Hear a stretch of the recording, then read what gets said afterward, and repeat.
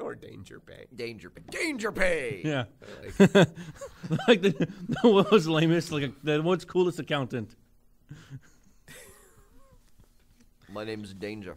Danger pay. danger what? Pay. Oh, God. My name's Pay. Kind of swallowed that last Danger part. pay. I guess he's got an accent now. Yes, I don't know what his accent is, Yeah, but I'm he's not got sure what one. it is either. Yeah, it switched midway through. It did. I'm not good with accents. Went from like a faux British to a faux Australian. Is that what it was? I felt like it, yeah. Well, I mean, Like, is that what it was? Australia was sort of a colony. Maybe a of little Britain. bit of Pennsylvania Dutch mixed in there. I don't really know the Pennsylvania Dutch. Yeah. A touch of Mandarin, English. I think. Just a hint of Mandarin. No, there's no Mandarin. Yeah. There's no Mandarin.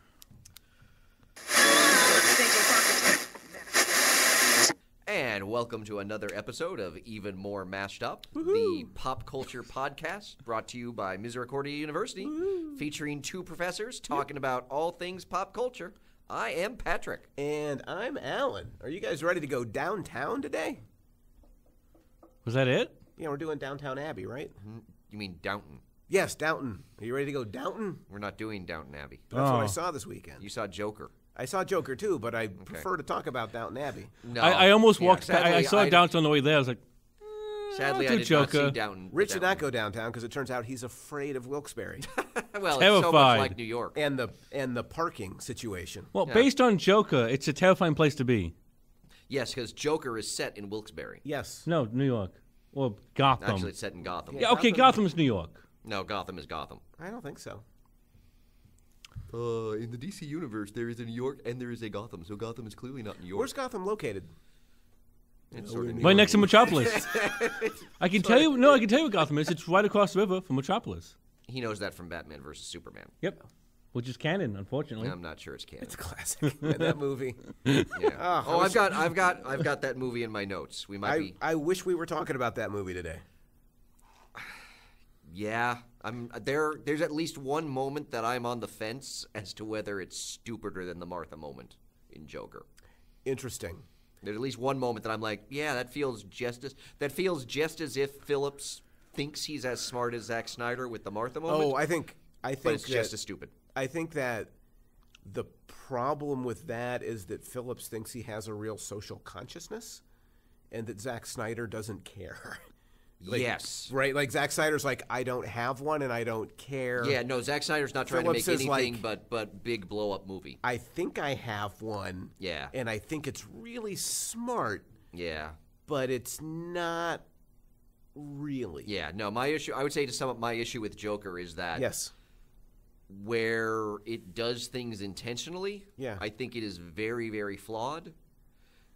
And there might be some moments where it has some insight, but I don't think those are intentional. Yeah. Yes, I think. I think that's kind of it's a movie that is it is a movie that is not as smart as it thinks it is. It is, in many ways, symbolic of the era in which we live. Yes, Not in as a lot smart of as ways. we think we are. But also in other ways too. There's some ways Yes. that I see it resonating with. Not as today. smart as we think we are. I do It's have- even more mashed up. I started my notes with the easy stuff. I have the good. You know what I started my notes What's off that? with? Numbers. Oh, no, I guess we've got to start with numbers. Oh, Okay. we haven't done numbers in so long.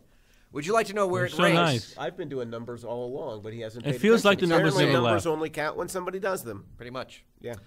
So where do you think it ranks among comic book adaptations according to the box office Oh, I thought it mojo? was going to be clown movies for a minute, which is what I'd really like. Oh, you know what? They didn't have that as a category. You know what? I'm No, going to go. Hang on, I'm they going to look don't that up. have, like... No, they have the one category they had was controversy.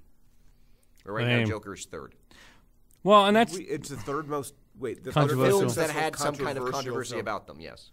That seems like a very amorphous kind of category. It is. I mean, the movie that's in number one totally makes sense. Yeah, which is Don't you wanna guess? Last Temptation of Christ. Close. Really? Yeah. So it's Passion of the Christ. Oh, Passion. Oh, duh. Wait, That's, what did you- that's actually like what I that- meant. yeah. I What did meant you call Passion it? of the Christ. the last. Didn't I? Last- Because Passion was the Mel Gibson. Yes, that's the Mel Yeah. Gibson. Yes. What did you Yeah. say though? Last Last Temptation, which is a movie. Oh, It was okay. also very Controversial. when it came out. Then Mel Gibson Yeah. was like, hold my coffee, Yeah, please. he's like, yeah, well, I- you do well, I doubled down. Yeah, I think that was Oh, just... you think my movie's controversial? Hello. Here's my drunk driving arrest. Yeah. So that's number I one. Which am makes controversy. Sense. Last I saw, number 2, I think, was Da Vinci Code, because the Catholics didn't like it. Oh. Because a I Catholic. thought it was controversial because it was stupid. No. Well, that was the book. And then Joker, and then I think somewhere on the list was like Day After Tomorrow, because they identify what the controversy is: climate change.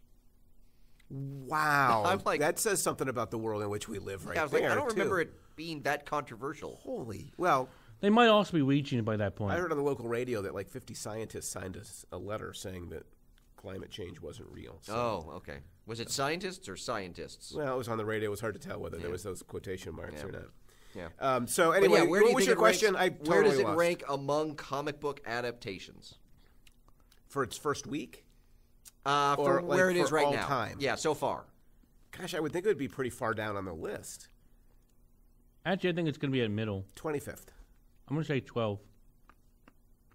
That's your middle is 12. So you think there are a total of 25 comic book movies that have been made all time.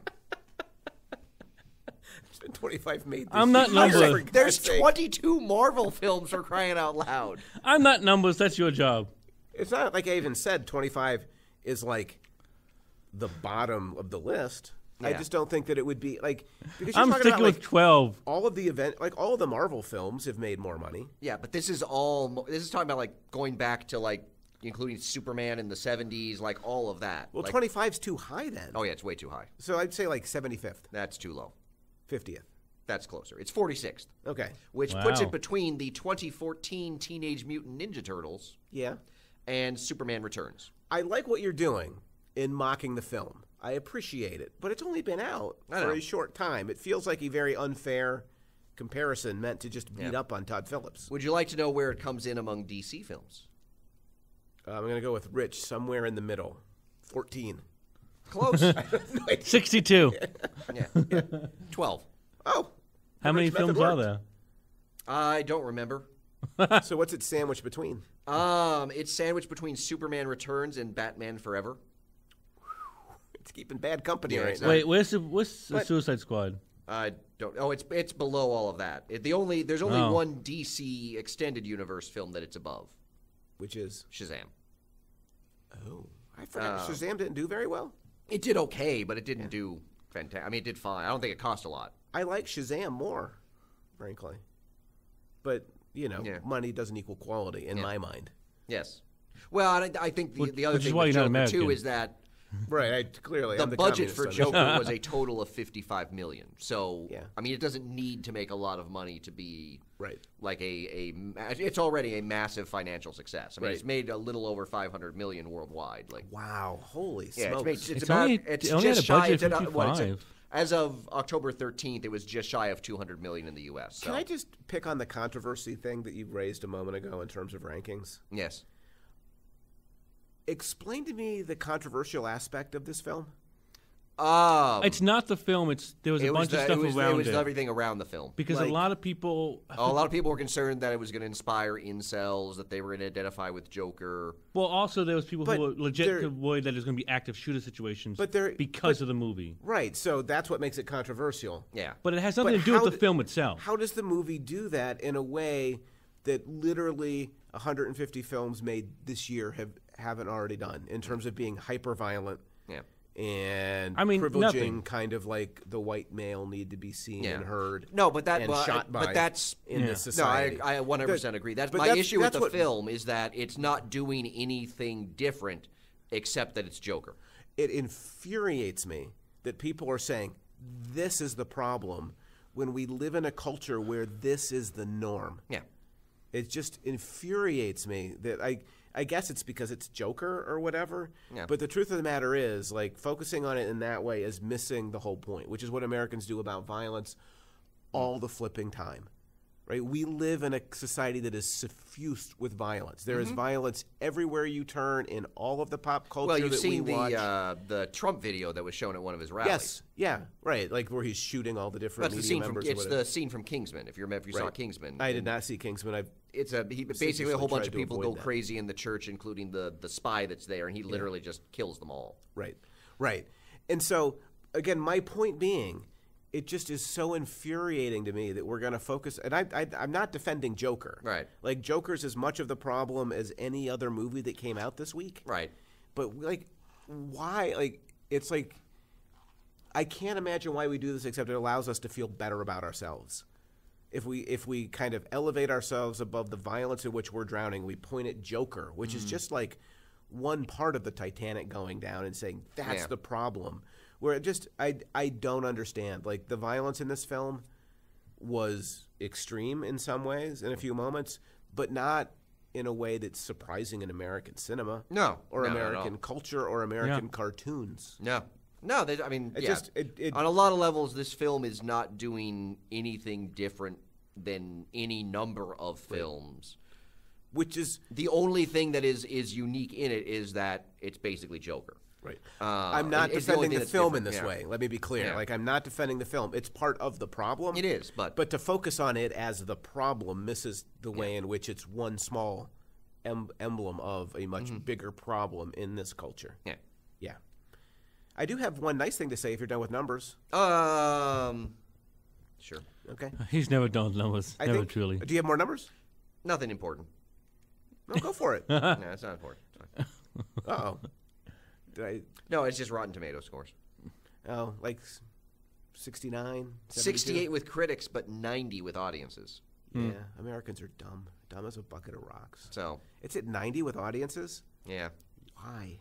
I don't know. Why? Like, having watched, there is, again, save for the fact that the main character is Joker, there's nothing really unique to me in this film. Right. And the stuff that it tries to do that is unique. There's maybe one moment that kind of works. The rest of it, I find, is mostly superficial or stupid. So I feel like we're going to mostly be critical of the film. Yes. So there was one thing that kind of stood out to me. Okay. In a positive way. Okay. And that's Joaquin Phoenix, who can act. Oh yeah, he definitely can act. Like, he's an actor, and there's some brilliant moments in it. But by the end of it, I found it completely unbelievable. Like, who would ever believe that the poor and disadvantaged in America could be inspired by an overpainted, hyper-violent man-child? Doesn't feel like the world in which we live. Really? Because it feels a lot like because that was one of the things that I found. That was totally divorced from reality. That Is was it because one of he's the not wearing makeup? That was why? the main moment at the end that I was like, huh. That's somewhat insightful. I don't know, because of what I think the moment that was the only moment in the theater I was like, when the mob elevates Joker, yes, who as the symbol of their movement, right, after he has literally said, I am not political, I have no interest in what they are doing, right, that they elevated someone as like their, icon, right, for their movement, which is a legitimate, frustration and inequality and disparity. Completely undermined by their clownishness. But go on, yeah. But that they elevate someone who has no connection to them and no interest in them as their leader. Who, after they elevate him, just prances about on top of a car in a completely nonsensical way. Yeah. That was the one moment, and it was the only moment in 2 hours of film where I said to myself, oh, like maybe there's something there. And that was but that didn't feel like the point of the film to me. See, that's the same thing. That's the moment that I felt like, oh, that's actually interesting. I don't know if that was intentional. Yeah. The other moment that I thought, that was very on a smaller scale, that had some resonance with me is when after the scene, after he shoots Murray Franklin, and you go to like the video screens, and the way in which that what just happened on the screen gets drowned out by all the other noise. I was like, that was a moment that was working for me. And then there was one thing that ruined that entire scene for me. Was it the Energizer Bunny? Yes. Do you know why? Have we ever watched a movie? Has there ever been anything that we've been like so firmly agreed from the start on? Why? Do you know why the Energizer Bunny? I do not. The movie is set in 1981. Oh, God. Energizer Bunny came out in 1988. Why do you know that? Did you read that somewhere? No. The moment he showed up, I'm like, that is way How too do early. you know that? Okay, number one, when Energizer Bunny popped up on the screen, I'm like, this is way too early. Okay, so then I looked it up. It's not a thought I had. Yeah, not even remotely was and I then like, Energizer, hey! I looked up and I'm like, Energizer Bunny came out in 1988. Yeah. And that ruined the entire moment for him. I'm like, well, that's... Yeah. I did not like the Energizer Bunny because I felt like he was beating me over the head with the Energizer Bunny. But yeah, no, those are the moments that I found genuinely potentially insightful, particularly that last one, that I don't know was the intent. Yeah. And certainly does not seem to follow from the rest of the film. Right. To me, there was a moment where I'm like, oh my God, like this is so emblematic. But I think it's emblematic in a way that Todd Phillips didn't intend. Yeah. Like based on like you've he stumbled into at the end. He's like, oh, I could do this now. Because there's a lot of, I'm like, okay, so we're doing this now. I'm not sure that it leads. There's a number of things that don't seem to lead anywhere or from what they were doing. Right. Classic DC film. Yeah. All right. Yeah, but in a very different way from the rest of the DCEU. So I want to get started by giving you a fair or foul at the start. Oh, okay, I've got some fair or fouls. A little bit of a curveball I want to throw at you. This comes from Terry White of Empire. Okay. Bold, devastating, and utterly beautiful. Todd Phillips and Joaquin Phoenix have not just reimagined for God's sake. one of the most iconic... You got to let me finish. Sorry.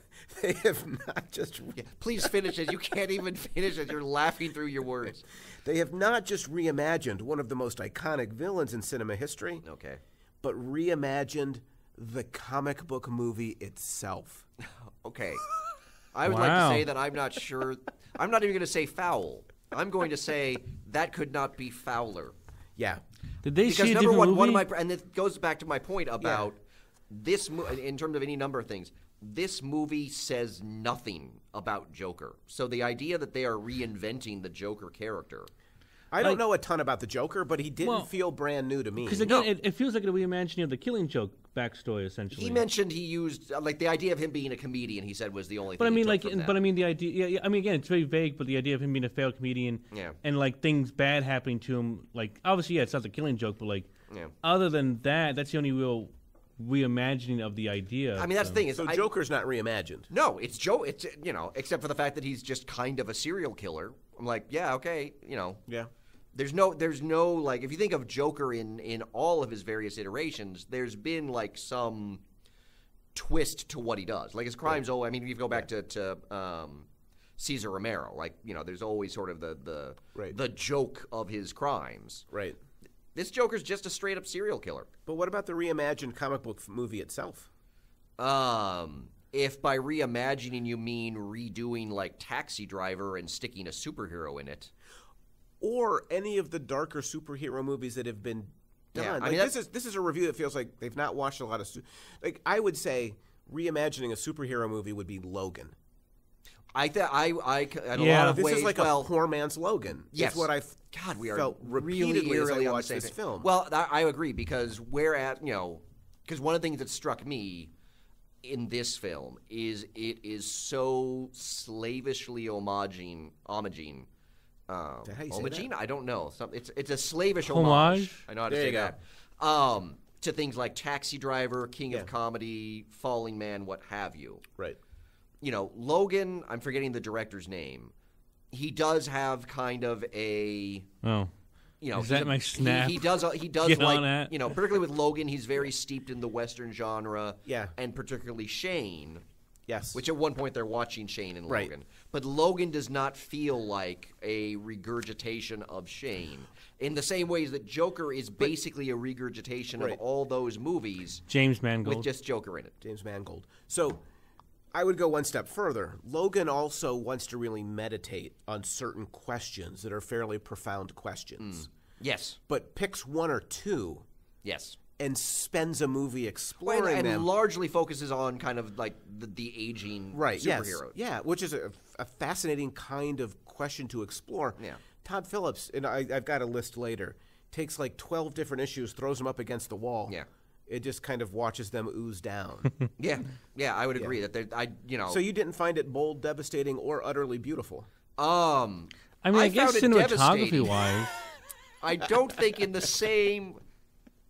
I don't think that word means what they think it means. So I mean, they're beautiful shots. So there is some beautiful cinematography. Yeah. So here's what I would say. Like, what I was really surprised by as I watched Joker in the theater was for most of the movie just left me cold. I didn't feel engaged. Yes. I didn't feel moved. No. By the film. No. Going back to Joaquin Phoenix, who does do a good job in the role. Yeah. But unlike other things, like I really like Joaquin Phoenix in Her. He's great in the Johnny Cash biopic, too. I was always aware in this film of Joaquin Phoenix acting. Interesting. I didn't feel that way. Yeah, we finally got something to disagree about. Oh, there about. We go. Woo-hoo! Thank God.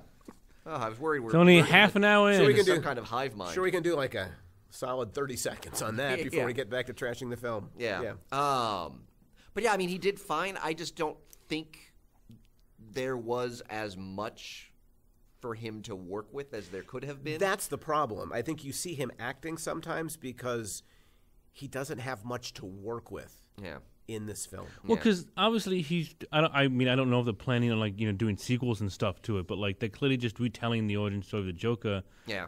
I read something, but it was so empty. Yeah. No, I agree with in terms of because I very much used very similar words in terms of for a good chunk of the first part of the film. Yeah. It left me kind of cold and empty, particularly because it was doing the whole idea of. In particular, the white individual ignored by society, alienated from society, that alienation sort of represented by the city. It wasn't doing anything different. Like, it's something I've seen and read a whole bunch of times. Right. Again, the only difference is, like, this time it's someone that's going to become Joker. But when you say the city, and Rich talks about cinematography, it brings me the other thing that I can say that it reminded me of The Boys a little bit. Give me a minute. The entertainment value that came out of it was that it really leaned into gritty. Like we're gonna do like the gritty 70s, New York City vibe. As much as it's kind of like The Boys leaned into absurdity. Yeah, it leans into gritty. Oh yeah, as much as it's set in 1981, it is clearly a 1970s visual aesthetic. Yeah. Right, and to me, if there was anything sort of good about the film, it was that part of the film. Yeah, I think the so the visuals of the city. There are some moments and some shots that I thought were very visually stunning. The trash strike and kind of like you could almost smell the city as you looked at it. Mm-hmm. But beyond that, the film was like some of the worst police work I've ever seen. Oh yeah, I mean those guys. To be fair, they are Gotham cops. Well, that's my notes. Actually, read. Did they take a page from the Gotham TV show? Because it's like, oh, that's how Harvey Bullock would totally investigate this case. Yeah, they're not. Yeah. But that's how those villains get away. Is like those are the cops. Yeah. Without Batman, they have no. Well, the other thing. I guess, but like when he suffocates his mother. Spoiler alert. Yeah. In the hospital, in her beep, beep, beep, like nobody comes. Yeah. There's nobody in the hospital. No nurses. Like. Yeah. Why do you hook people up to those machines? I'm pretty sure so that you can monitor them. I guess they don't have one of those, code blue. I'm pretty sure. Why is Mrs. Flex why is her machine all over the place? I'm pretty sure in every movie I have ever seen, when you suffocate someone or someone dies in a hospital, there's a lot of alarms that go off, and someone usually comes. Yeah, it was between. But again, it was a Gotham hospital, and the cops just doing just a. But it was very nice of the cops to just leave voicemails and not, stake out his apartment at any point. Well, to me, it was very contrived in a lot of ways. And one of the ways it was contrived was in allowing Arthur to get away with all of this so he could show up on the television show. But it was also kind of like Heath Ledger's Joker, where he can just get out of prison. One of the things that he's always going to escape. Lawrence Ware of the New York Times, I don't have the actual quote here, I have a different one, but one of the things he talked about was the way in which Arthur Fleck's ability to go free, basically, and to do what he did is a sign of his. I think he uses the term white supremacy. You might also say white privilege. That I've got a quote from Ware later too. A black person in that role would never have gotten away with anything that Fleck did. Yeah, and yet it doesn't feel at all like that's the point of what's going on here. To me, no, it's a love letter to the Joker. Todd Phillips. Oh God, no. Which gets me to my next fair or foul that I think will push us where you want to go with where you're going with Lawrence Ware in the Times. This comes from Glenn Kenny, which is a great name, from RogerEbert.com. Okay. He writes, do you think Todd Phillips really cares about income inequality, celebrity worship, and a lack of civility in contemporary society? I don't know him personally, but I bet he doesn't give a toss. He goes on to write, as social commentary, Joker is pernicious garbage. Yeah, I'd say that's mostly fair. See, but I never even saw the film as being social commentary. Oh, it definitely wants to be social commentary. It wants to be. That's different than it is. Right, fair point. Okay, Fair. I didn't even see that as an attempt when I was watching the film. I was like, he wants to delve into the Joker being this kind of hero villain, like you've seen a bunch of times. But so like quick list. Here's what I came up with: mental health, child abuse, poverty, the invisibility of the underclass, rich people are a-holes, and race, probably unintentionally. But all of that's like this is definitely a film about mental health. Did you mention class struggle? Poverty. Okay. Invisibility of the underclass. Like the one guy on the train that he shoots looks a lot like Donald Trump Jr. Oh yeah, they're basically 80s. All three They're all Donald Trump. Well, and in the one way that Joker is sort of a Trump at the end, Thomas Wayne also is in some ways a Trump. Yeah. Right. Right. So, but again, do you think this is pernicious garbage? Is social commentary fair or foul? Mostly fair. Mm-hmm. I don't know how pernicious it is because it's just kind of empty to me. Oh, well, maybe the emptiness is pernicious. So could that be? But yeah, I mean, in terms of Phillips, like this is a guy who, in the run-up to Joker in some of the interviews, like a lot of people have asked, how does the dude that directed the 3 Hangover movies do Joker? And I'm sure you saw the quote that he's like, well, basically because of the cancel culture, I can't do the kind of films I want to do, or the kind of comedies anymore that I used to do. So I'm moving in this new direction. Yeah. So. Which is always good to hear from directors. Like, I basically have given up on this. I guess I'll do that. But it's also very much all about him, right, and what he wants to do, right. Which makes me again, this is a movie that is supposed to be kind of like his auteur work, right. But it feels like somebody trying to do that work, and somebody who actually does not have. Well, it feels like the director of the Hangover movies trying to do auteur work. By in kind of copycatting what other people have done. By copycatting and by bringing up issues very superficially, and as a result of that superficiality, and here I'm mainly talking about race, dealing with them in just such an incredibly flawed way. But because the other thing that drove me crazy about the first film, like we're in the beginning of the film where it's all about like showing how Arthur Fleck is disaffected and anonymized and oppressed by the society. It's a Latino gang. It's his black social worker. It's black woman on the bus. It's his black girlfriend. And I'm like, well, please tell me that. I know. We'll get back to that. Yeah. I'm like, you're telling me that you are representing every single thing he feels oppressed by. Yeah. By either Latino or African American, and particularly black women. Well, they're the rich white guys on the train, too. Yeah, which is where it swerves all of a sudden. I'm like, because he's clearly, but the moment, like, I'm sitting there, I'm like, so they're basically making Joker Bernie Getz. Well, that's my first thought on the train, too. And then I'm like, okay, but no, he's going to end up shooting 3 white dudes. It's Bernie Getz shooting 3 white guys instead of But black that's another problem, because up until that moment, everything that's depicting him as kind of an outcast of society is done in racialized terms. Yeah. So that gets us to the Lawrence Ware quote that Frederick Aldama I found it on Facebook. Yes, I believe that's how I found it. I'm a little concerned about what quote you have. Yeah, it's still what struck me most is what the film wants to say about mental illness or class divisions in American society is not as interesting as what it accidentally says about whiteness. Mm-hmm. For it is essentially a depiction of what happens when white supremacy is left unchecked. It shows the delusions that many white men have about their roles in society. And the brutality. That can result when that place is denied. Yeah. Yeah, pretty much. God, that's depressing. Ware pretty much nailed it. Yeah. That's a really, that for all the stuff he wants to talk about, mental health and poverty, invisibility and anonymity. But again, he wants to talk about them, but not say anything about them. Like, I've seen a lot of things hailing the film for its depiction of mental illness. And I'm like, me, Joker is mentally ill, but what is it saying about that? I guess if you're going to defend it, you would say it shows that the system let him down, that we don't take care of people. Yeah. But it does so, to me, in such a paint-by-number ways that it's meaningless. Yeah. Like, there's no subtlety or nuance. No. At no point do I feel like the Joker is a real person struggling with mental illness. No, 100% agree. What he's struggling with is only meant to produce what comes at the end. Mm-hmm. And then we can pat ourselves on the back and say, God, if we were just better as a society, this stuff wouldn't happen. Yeah. But, to me, I think Lawrence Ware is really on to something there. Well, considering that I have the exact same quote pretty much on my sheet, I'm probably going to go with fair. Unless you really disagree with it. No. Yeah.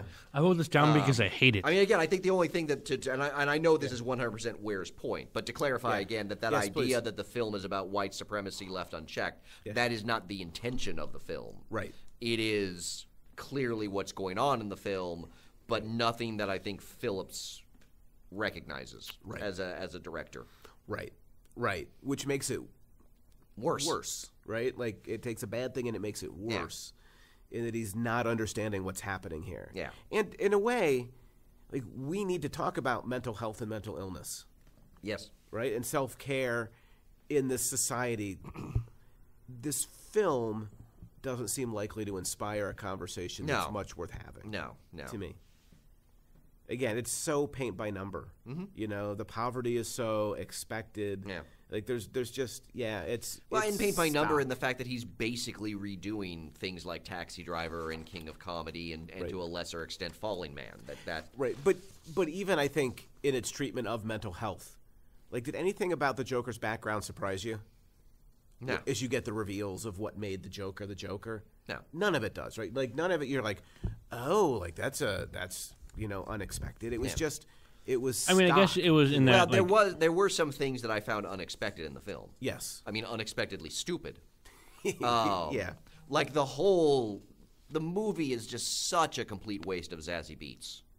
Oh, it's one of the reviews I read. Like, she should, the Ebert review, I was like, she should talk to her agent next time before she. It's just like, well, and the other thing too is, and it's one of the things that makes zero sense when you think about it. Yeah. Because when it's revealed that he's basically been fantasizing about, like, their relationship. But he can't be a white supremacist because he fantasizes about a black woman. There's that too. Yeah. Oh, yeah, because that's... right, like, this is like his... Sure, his sexual fantasy on a black woman, that's clearly equality. Right. But there's the other thing, too. That's my point, right? The other thing, too, is they go through and they show... And this is a moment where the film breaks down for me again, because they show him, with her at the newsstand, and you get the clip of him by himself. Yeah. You see him in the hospital where she's with him, and then you get the clip that he was actually by himself. Right. When he goes into her apartment and kisses her, what was he actually doing? Like, we never see that. We never see that because it makes no sense. Can I be honest with you? If all the other things are stuff that he was actually doing and just imagined her, did he go into her apartment? Yeah, can I just be honest with you? I don't think it matters. No, it doesn't matter. You could lift her out of this film and it would change nothing. But to me, that, like you said, there was a Martha moment for you. Yes, that's not it. The closest thing to a Martha moment for me was that when Todd Phillips goes back and he's like, "Oh, I'm gonna show you these images again." Yeah. Right, and here's where you see him with the girl, and then here's the other image I showed you without. He's like, "Surprise!" And I'm like, "Oh, it's." Is anybody in the theater surprised by this? Oh God, no! I think the moment he. I mean, I was surprised because I didn't think it mattered. Like, whatever. The moment he just walks into the apartment and starts kissing her, I'm like, well, that's clearly in his head. Right. No, that is a potential Martha moment. That is not the one. It's the reveal, like where you come back later in the film. And there's that montage of they're together. Oh, it's just him at the newsstand. They're together. Oh, did anybody think she was with him at the hospital? Yeah. It's just, to me, it was a moment where the director was like, "Look what I did," and I'm like, told us you were doing that from the start. Yeah, like, no. But also, like, there's no art, there's no surprise, Yeah. there's no smart. Well, and there's no point to that. I'm like, that. oh, so that shows that Joker is mentally ill. Well, I hadn't figured that out from all the other ways that we're showing. but also, that in like, he this doesn't film. hallucinate anything else. But the point, it works for Lawrence Ware, in a way, I think, like, because she exists only as this exotic fantasy. Oh, yeah. Right, which is supposed to be racially forward thinking, Right. but is in fact the opposite. Well, and I think Ware went on film. to talk about this in the fact that both her and then the Arkham Asylum psychiatrist at the end, that we're pretty sure Fleck kills. yeah. Yeah, That their deaths are not important enough to show, right. In any way. That the death of black women is not important enough to show. Like back in the 90s when DC killed off the new Dr. Midnight and the new Wildcat. Yeah. Both women of color. Yeah. And literally did it off panel. Yeah. Like two characters that Yeah. they had introduced to like kind of multiculturalize the world. Yeah. Turn out to be so completely insignificant that when they die, you don't even see their deaths. Yeah. No, I agree with that. That is a Martha moment, but that was not the Martha moment. There's for a me. bigger Martha moment than me because Yes. that felt to me like he's like, look how Oh smart no. I am. Even there's another one. Yeah, what, you want to share that now, or are we building Sure. Yeah. to it? Let's talk Okay. about it now because I've got a fairer or fouler for you on that one. Oh no, I hate when you start modifying it. It makes it very know. complicated in my brain. So Yes, at the end of the film, yes, in the middle of a riot, yes. Thomas Wayne decides, hey, you know what we should do as a family? Oh, yeah. Let's go see Zorro the Gay Blade. But I assume that they were there and then the riot But broke they, out. but they, no. But even then, the riot's been going on. He's Right. But a they know it's target gonna of happen. these It's a groups. bit. You're making Rich's point about how scary the city is. But even when his friends come to the apartment, they're like, "Oh, you're going to that rally later today." Yeah. So everyone knows it's going to happen. And he's like the walking figurehead of everything they hate. And he's like, you know what? I really need to see Zorro the Gay Blade. with my Bruce family. wanted And the see reason it. why it's Yeah. it's a Martha moment for me is because in the original comic, the movie that the Waynes go see is the original Zorro. Yeah. And so Phil's like, oh, it's 1981. Oh, they can go see Zorro the Gay Blade. I'm like, yeah. And I'm just like, and then you get the whole thing of like, and I'm sitting there like, okay, so number one, we now have a Batman potential, a Bruce Wayne, who's not inspired by the death of Thomas Wayne, kind doctor and philanthropist, right. but, you know, kind of a jackass, you know, rich, wealthy man. Right. And also not one that's inspired by Zorro, but Zorro the Gay Blade. I'm I like, see. we're going to get a very different Batman. Although maybe Bruce Wayne or Thomas Wayne's not that bad because we only see him through the Joker's eyes. Can I say his security detail is the worst security detail? Yeah. Does he have security? Also, that his apparently security not, detail let him go say, hey, we're going to go see Zorro the Gay Blade downtown where they're rioting. That's cool, right? Oh, like you need to go to the bathroom in the middle of like Charlie Chaplin films or whatever? We're not going to go with you. Like we'll let like strangers approach you in the bathroom. Hey, like your kid, like nobody else notices. Like strangers can come up this to really your creepy gate dude and who's like just stick his standing in the fingers in bathroom. your kid's mouth and make him smile. There's this guy standing in the bathroom just staring at Thomas Wayne. You know, using the urinal. No one else in the bathroom is like, well, this is strange. No, the other rich guy that's in there walks right past him as if he doesn't even notice, which I guess might be invisibility. Oh, but so deep. That kind of invisibility doesn't exist in that kind of place. No. Like that guy looks and sees that guy. Yeah. Just sees him as nothing, but doesn't. He's not. Todd Phillips maybe doesn't realize this. Isn't literally invisible. Yeah. Well, he's like also it's a different kind of invisibility you should also, be exploring here. Yeah. That his invisibility in the city. He is highly visible in the posh bathroom made of marble. Yeah. Yeah. Right. In When like the his dirty, tattered clothes yeah. and whatnot. Right. Like, but he's like, yeah, no, he's invisible. I'm like, yeah, no, he's highly visible in that spot. Yeah. Highly. Yeah. Agreed. So that was my question. Is I'm not sure. There's part of me that wants to say the moment with the Waynes and the way in which that we tie the death of the Waynes into the Joker riot. Yeah. Oh, and then that we have to have that. The pearls. Oh yeah, Well, there's a moment you gotta have the pearls. I'm not sure if that moment isn't stupider than the Martha moment in Batman versus Superman, and that's my fairer or fouler. Is which one of those is fouler? that's not fair. Like, that's an unfair question. That's like we're into such finely shaded nuances of Fowler. Mm-hmm. Martha was, God, it was so direct, and it was like that one singular moment that was so ridiculous. Mm-hmm. And the whole movie turns on it. Mm-hmm. So I feel like that one's still a little bit Fowler, but they're both really stupid. Really stupid. Yeah. I want to talk about the ending, and maybe that's where we're headed. But first, just like the poor writing and plotting that drove me a little bit nuts, like with the cops, for instance, but also the way in which he gets on the show with De Niro. Oh, yeah. And the way in which, he gets on what's his name? Franklin Murray? Murray Franklin. He gets on the Franklin show, in this backhanded way, and the cops are out to get him, but like somehow he like passes all of these checks, and the guy's like, "Oh, you're wearing clown makeup? Come on the show. Like you're clearly something nothing quite." Like, Mark Maron, voice of reason. This is a bad idea. We should not have him on the. That's fine. Yeah, it'll be good. Like, what could go horribly wrong? And then the interview, like the guy sitting there, like, I killed those 3 guys on the train.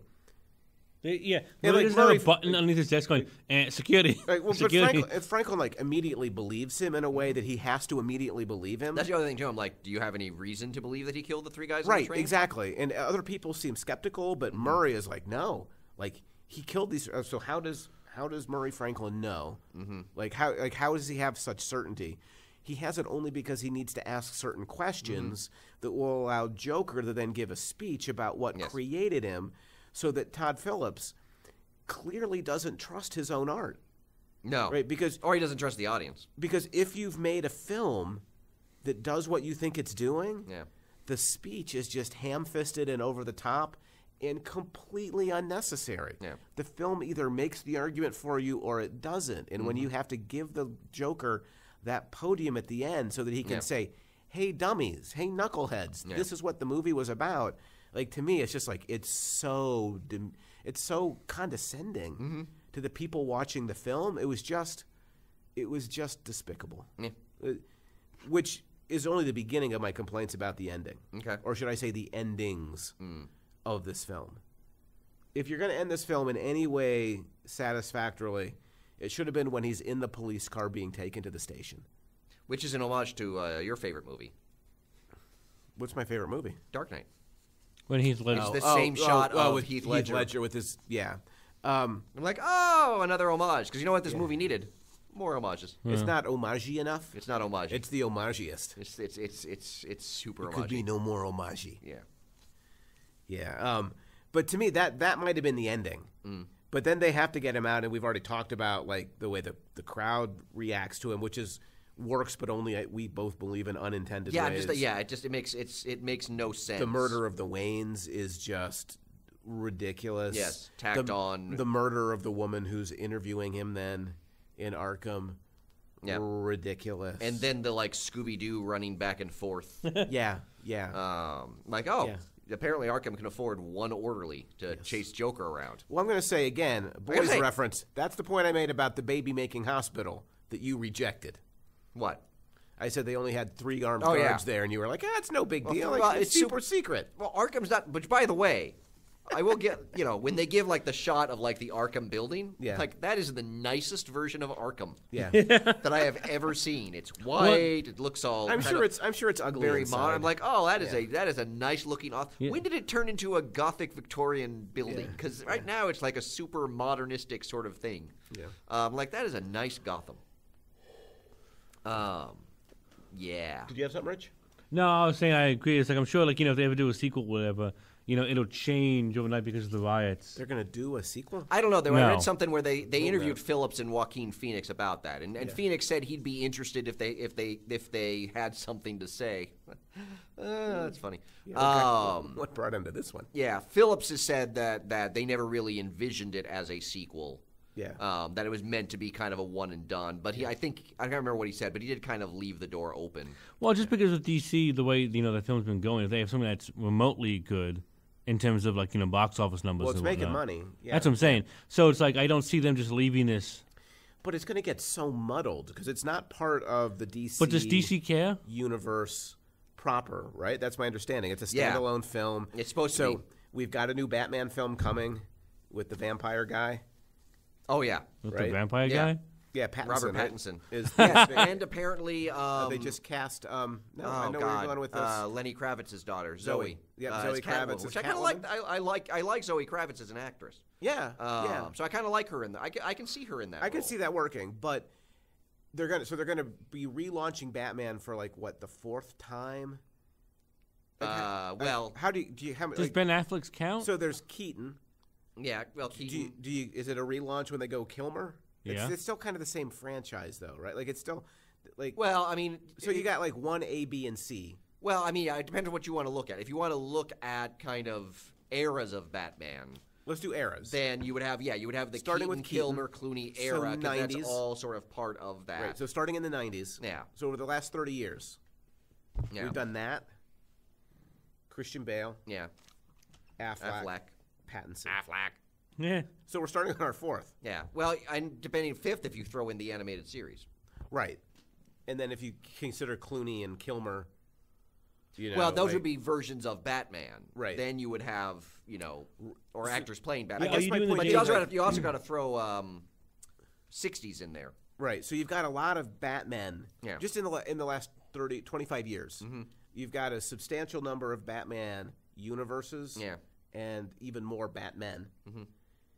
And now you've got the Joker floating around too. This DC's going to kill your peak superhero. Mm-hmm. And one of the ways they're going to do it is by confusing audiences with all of these different universes that are now running contemporaneously. Yeah, but you know what they're eventually going to need? Nightwing? Crisis. Well, Because it's exactly, but that's what's but coming this to is CW, exactly what so- happened in the comics. Is that they introduced so many versions of the superheroes Yeah. that it just became logically inconsistent, and Right. that's why they had to do Crisis, was to try to clean things up. Do you trust them to do Crisis on the big screen? Oh God, no, Can you imagine what that looks like? no. And by the way, they can only do it with Batman because they haven't made and Wonder Woman. And Wonder Woman, Aquaman. Well, You got the whole I guess Justice they League made there. Aquaman stick, but You got the Birds of Prey coming up. yeah, I Yeah. saw a trailer for that one. Yeah. We'll talk about that in the future. Yeah. Yeah, You got Suicide Squad coming back yeah. with some of the same actors, but You not would all think the same with Gunn actors. running it, it would be better. Yeah. But then you also feel like there's just a stink to DC.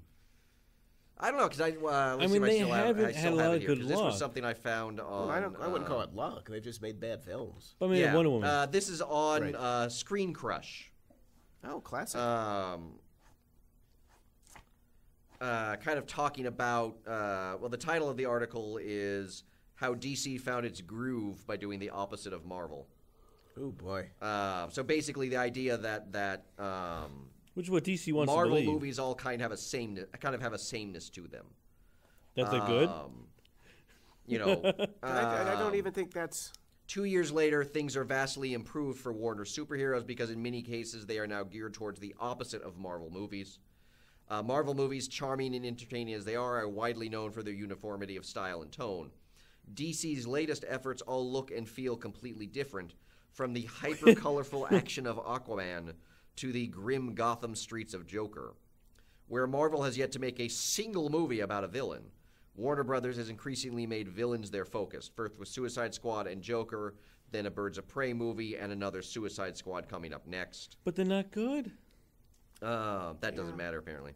I think it's a little diminishing of what Marvel's done. Yes.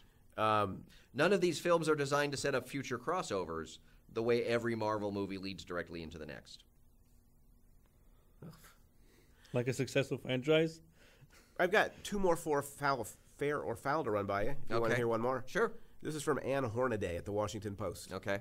A grim, shallow, distractingly derivative homage to 1970s movies at their grittiest, Joker continues the dubious darker is deeper tradition. Oh, that's fair on so many levels. 110%, right? Yeah, Like, yeah. almost captures it perfectly. It there. does, yeah. Well, and again, it is, yeah, it's kind of, well, and again, yeah, you could see, that's a really interesting way to think of Todd Phillips and his Joker as the filmic equivalent of what everyone did in comics after Dark Knight Returns and Watchmen. Right. Yes. It's like, oh, Yes. I'll make it gritty. Yeah. Because have you seen the SNL Oscar sketch? No. You've got to see it. It's David Harbour, the sheriff from Stranger Things. Yeah. They do a gritty version of Oscar the Grouch, but it's all patterned after Joker, awesome. and it is one of the best things Saturday Night Live has ever done. Okay, we'll have to go check it out. You've got to watch it. They Oscar nail the it Grouch. on so many levels. Got it. The best part is they have at the end, they have the usual quotes from reviewers. Yeah. Variety asks, did we really need a gritty version of Oscar the Grouch? New York Times says no. But yeah, it is so good. Yeah. And hits on almost every level. You've got to watch it. But your analogy too. But yeah, that's what everybody did after Watchmen. Yes. And The Dark Knight, right? Yes. Like what everybody did in comics. Mm-hmm. Right. That's what this is on the screen. Yes. Yes. Which just feels empty. The grim and without the equivalent of, I guess maybe the Dark Knight trilogy is the closest that we have to. Yeah. Like I'm trying to figure out what is Joker inspired by in the same way that grim and gritty comics were inspired after Watchmen and Dark Knight Returns. Well, I think grim and gritty's just become a thing more broadly. Yeah.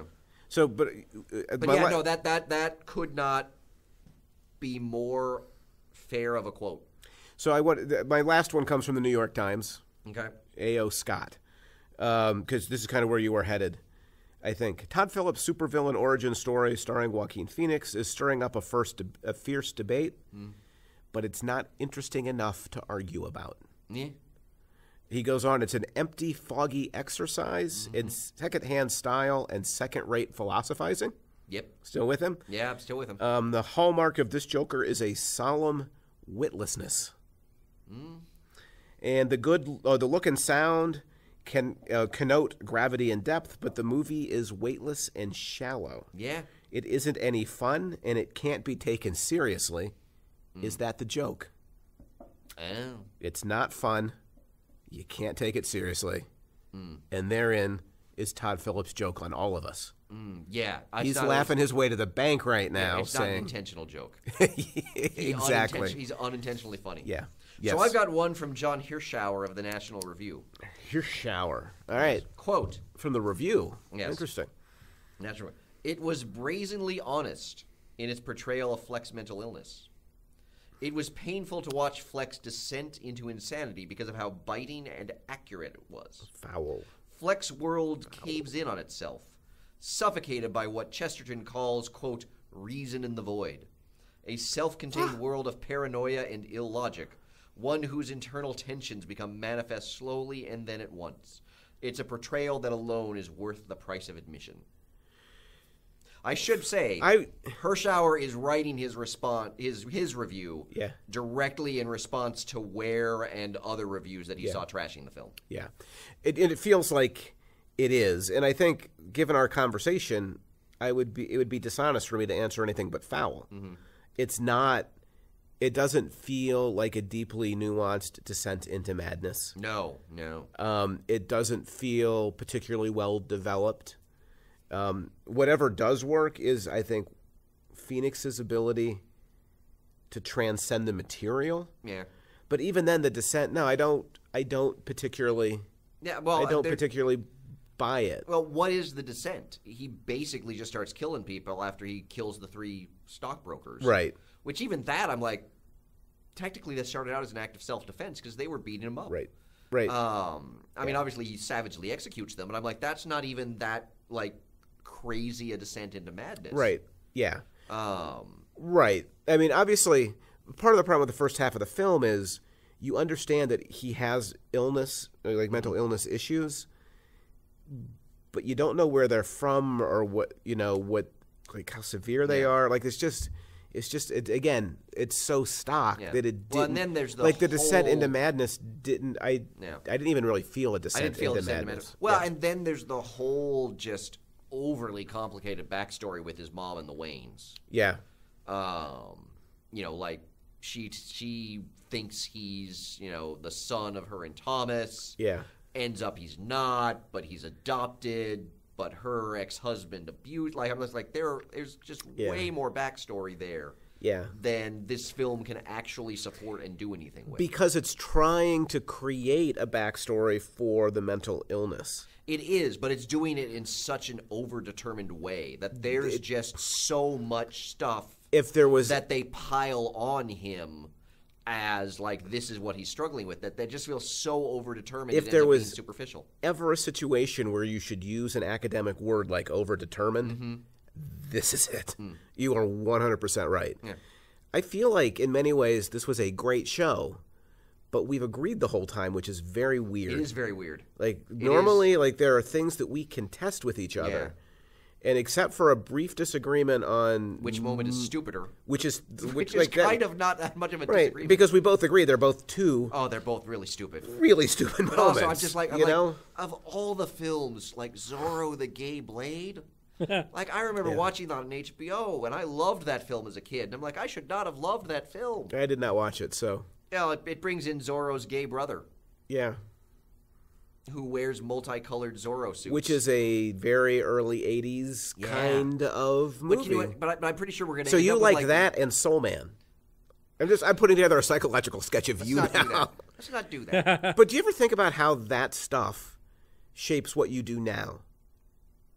Right. So I often imagine, because you construct these narratives backwards. I remember the day when I was too sick to go to the comic book shop, and my brother went and he brought back the Death of Thunderbird issue. You telling me this, right? And it made me start reading X-Men. Yeah. And now I do historical research into race and ethnicity in the United States. And I think in some ways, like, my introduction to X-Men probably got me thinking, not knowing it, like, not consciously, but helped to shape. Do you think that my X-Men would be your Gay Blade and Soul Man? Can we not refer to my Gay Blade? Refer to it as my Gay Blade. Your Zorro, the Gay Blade, and Soul Man. I don't know. That your entire career is dedicated to those things and, like, Speedy Gonzalez. Okay. But I'm saying the culture you grew up with. I'd like to point out, now we're going to disagree, because the narrative you created for yourself is very different from the narrative you're creating for me. But do you ever think, do you ever consider, is it beyond the pale that, because I grew up in a culture like where all this stuff was being produced too, that somehow, like, that's what got you moving in on the trajectory that got you to this, august position behind a mic at Even More Mashed Up and an associate professor of English at Misericordia University, soon to be proud owner of All New, All Different. Yes. History of Race in the American Superhero. Yes, which, by the way, I'm pretty sure we used overdetermined in that book as well. We did. Yeah. We did. But that's an academic book. Here, less academic, still appropriate. Yeah, I don't know. I'm lost. What are we talking about? We're talking about my origin story as a scholar. Exactly. Okay. That would be a great podcast. Which would be a great podcast. We each write each other's and our own. Yeah. And our own to see, like, how accurate they are. Yes. Alan was inspired by... Oh, and Rich's. Oh, Rich just wandered into the studio one day. It's like Kid Flash who walked into Barry Allen's. Do you think people ever listen to the show and they think Rich is just a character? Like, we've written him just for... Oh, yeah. I'm here purely to be like, we need someone to do this. So basically hey, what you're saying you is, kid, Rich... read these lines when we tell you. You're saying Rich is our Joker. Yeah. That we've just sort of created this character. But anyway, so I don't want to force you to talk about Soul Man and Zorro at this I don't point, know. but... I mean, I don't know. In terms of where I would sort of locate my... I sort of think of it more retrospectively. Yeah. In that I remember the conversations I had, particularly with my dad, who would always complain about, like... Not complain. I mean, he would take me to the comic book store. He took me to conventions. Yeah.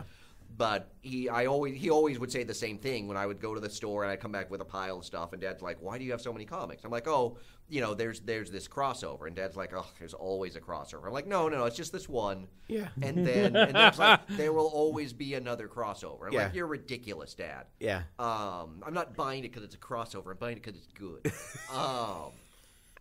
And so I think of it more what kind of comic company would just make a bunch of useless crossovers? In the sense that what I am doing now justifies my 30 years of having collected comics. Got it.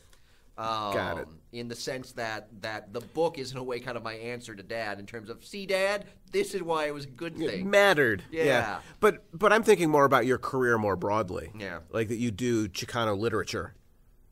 of all things. Yeah, see, I think what got me, I think part of that is, that's largely due to Frederick, I would say. Okay. In that, but there must have been something in you when you met Frederick, right, that said, like, this matters to me. Yeah, well, I think the class that I took with, Rich. the first class I took with Frederick, the Reimagining the Metropolis class. Yeah. Number one was very much based in ideas of postmodernism. Yeah, you're a postmodern I remember, guy. like, we had to do, like, student presentations, and so I did a presentation that was on kind of the postmodern aspects of this text. Yeah. Which there were a whole bunch of students in the class that had no exposure to postmodernism. And so, like, one of the students asked, can you explain what that was? And I kind of turned to Frederick, and Frederick was like, go ahead. Yeah. So I literally lectured for, like, 20 minutes on postmodernism. Yeah. But the other thing, too, is that I found in Frederick someone who thought about literature the same way I do. Got it. Okay.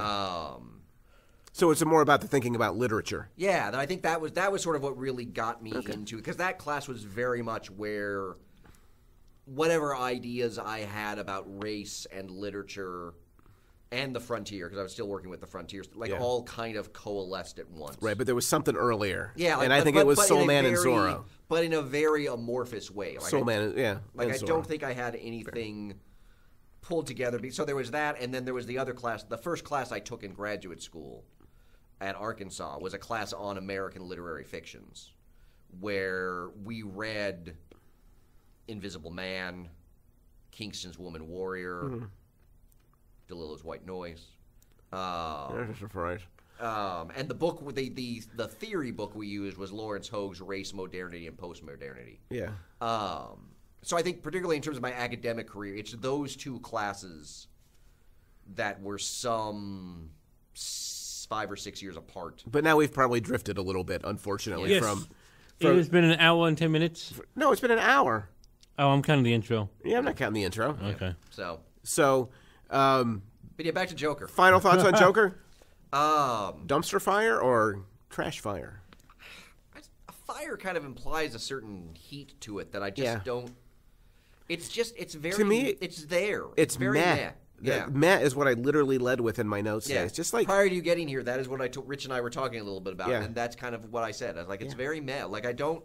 It's not. It's not worst. a terrible movie. No, but it's there's not nothing a movie good that about matters it. to Yeah, me. Like, right. I don't. Yes. I don't. It's not doing anything And significant. That's the most tragic thing, is that it thinks it is, and it ought to be doing something that matters, doing something that's significant, but it just isn't. Luca's Boy Scout or Cub Scout troop spaghetti dinner last night, and Dan was there, and Dan hasn't seen it yet, but we were talking about it. And Dan said he was kind of curious to see what I thought, because based on all of the reviews, he thought I would really like it. Yeah. Because it seemed like it was a very kind of postmodern pastiche of like all these other films. Yeah. I'm like, yes, it is, but in a very sort of blank and empty way. It's not postmodern. It's plagiarism. Well, but do you know what I mean? It's an that's the homage. thing. It is a postmodern pastiche that is. The term they would use is blank. Like, there's nothing to it beyond just making a pastiche of these films. Right.